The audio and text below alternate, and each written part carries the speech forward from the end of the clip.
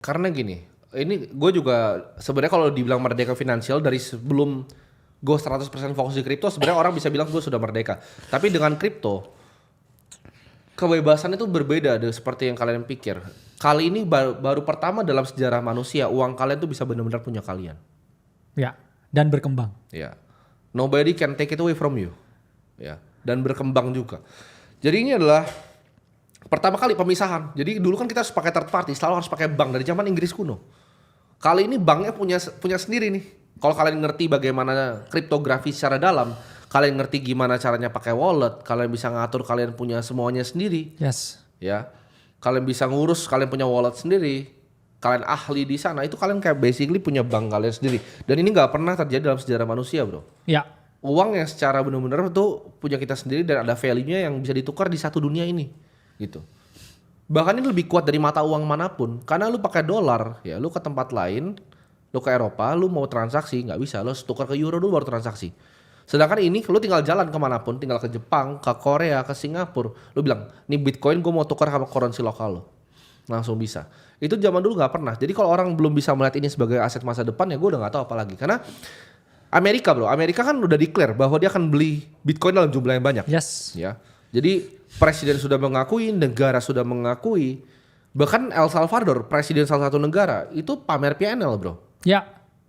Ya, ini presiden yang pamerin dia punya reserve, dapat uang dari IMF dimasukin bro sama dia. Ya.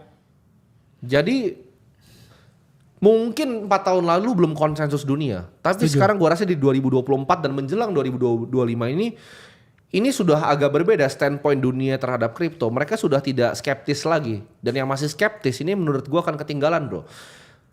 Kalau gue proyeksikan bro, Bitcoin itu kedepannya kan mungkin teman-teman tanya, Bitcoin kedepannya akan berapa? Gue selalu bilang $1 juta. Mungkin banyak yang nggak percaya.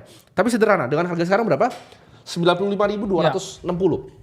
Ya, kalian masukin deh ke rumus future value. Kalian cari deh, future value itu rumusnya apa? Oke. Dengan CAGR, kita nggak bilang 60% bro. Bitcoin kan CAGR so far 60% dengan volume, dengan vol 60 juga. 60. Bitcoin tuh kita diskon setengah deh. CAGR-nya 30%, itu dalam waktu 10 tahun itu jadi 1,2 juta US dollar. 30% year on year harganya. 15 tahun itu jadi 4,6 juta bro. Dengan harga sekarang ya. Kalian tinggal Google aja sendiri rumusnya apa, kalian masukin. Ya. Jadi itu sangat visible dalam 10 tahun lagi. Dan gini bro, kita tahu bahwa ada yang nanya tadi, apa tanggapan gue terhadap PPN 12%? Jadi gue jawab di sini. Kalian jangan fokus akan apapun yang kalian nggak bisa kontrol. Setuju. PPN mau naik sampai 20% itu bukan hal yang saya bisa kontrol. Dan itu nggak akan berdampak ke hidup kita in anyway bro. Ya. Karena kita fokus dengan apa yang kita bisa kontrol. Jadi teman-teman stop untuk mikir bahwa oh ini salahnya dia, salahnya ini. Nggak ada salah-salah kalian. Belajar telan kalau dunia ini, kalau kalian tuh misalnya seperti sekarang itu semua salah kalian. Setuju. Jadi jangan salahin, oh ini karena ini dinaikin, karena ini. Nggak usah jadi tukang kritik. Kerja aja. Ya. Kalian kerja keras, kalian kerja yang cerdas, ya kan. Kerja yang ikhlas juga.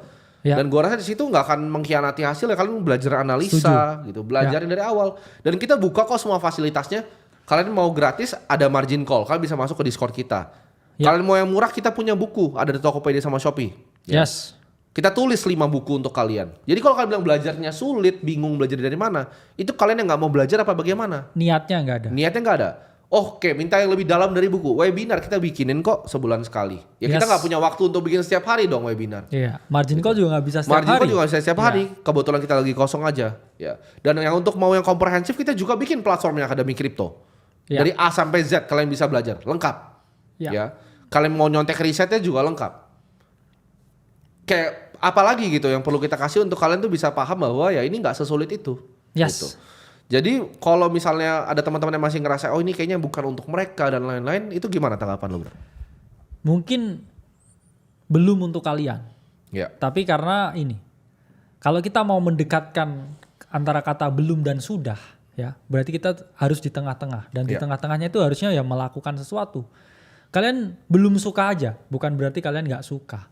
Ya. Kalau kalian udah pelajari dan kalian deep dive lebih dalam lagi, kalian akan paham tentang teknologi ini, tentang proyeksi masa depan, tentang keadaan uang yang ada sekarang, ya kalian nggak mungkin tidak akan mencintai ini, ya.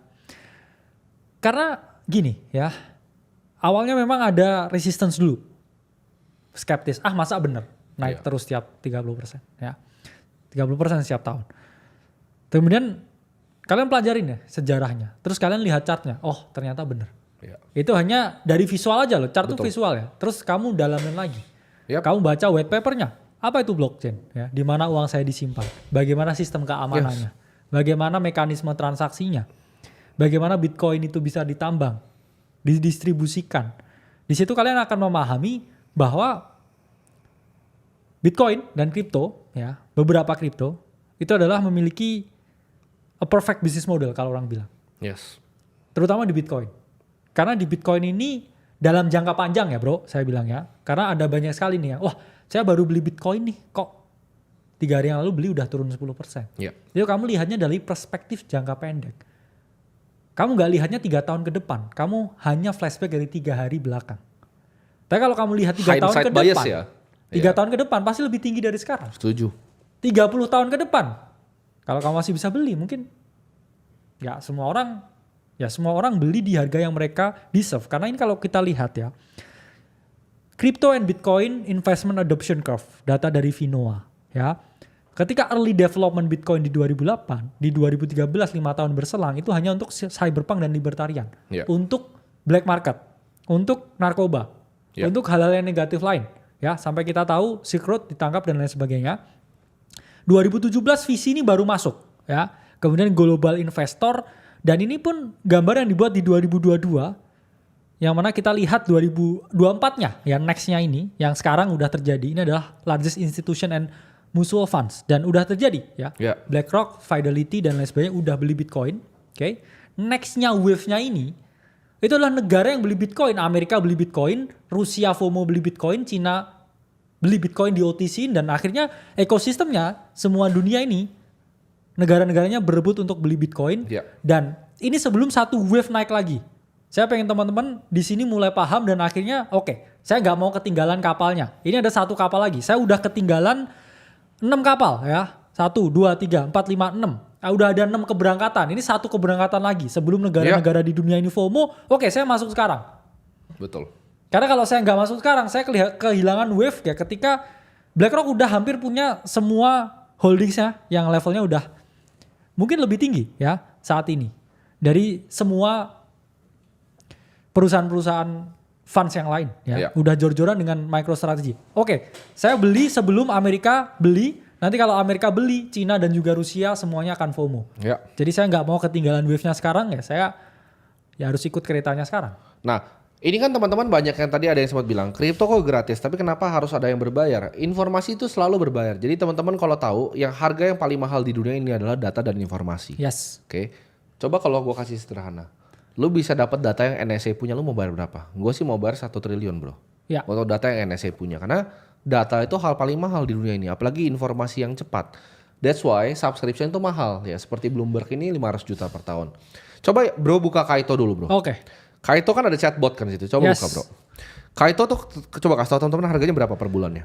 Kaito itu per bulan sekitar 19 juta. 19 juta ya teman-teman. Jadi kalian kalau pikir kalian nggak pernah bayar informasi karena kalian nggak pernah punya uang sebelumnya. Yes. Kalian nggak pernah mengolah uang di size kita, di size capital kita. Jadi kalian nggak paham 19 juta per bulan untuk kita untuk data chatbot doang. Ya. Itu murah sekali teman-teman. Dan waktu kalian untuk bisa merdeka finansial untuk di dalam kripto, menurut gua nggak lama karena Bro Kakak bilang tadi, ya cycle ini kayak kapal yang berangkat.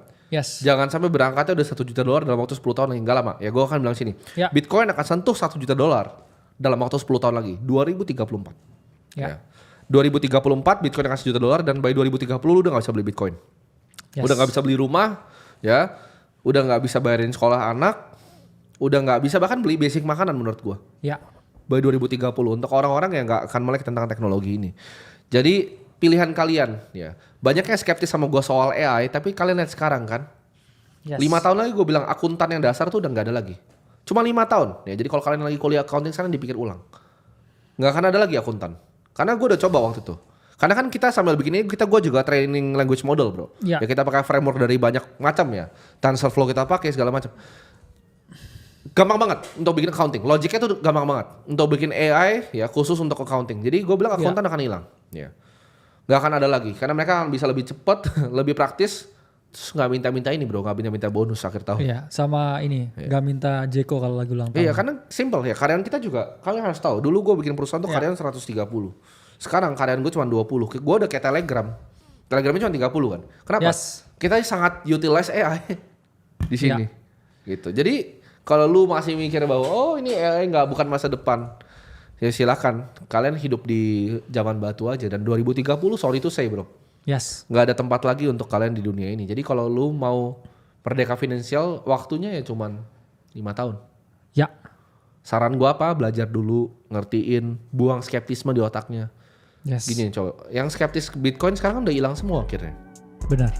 Kayak yang SpongeBob itu bro, kerang ajaib. Ya. Jangan jadi Squidward. Ntar kalian goreng kecoa, persis kayak Squidward. Jangan jadi orang yang goreng kecoa ketika 2030 Bitcoin sudah 500-600 ribu bro. Yes. Sampai jumpa di margin call selanjutnya.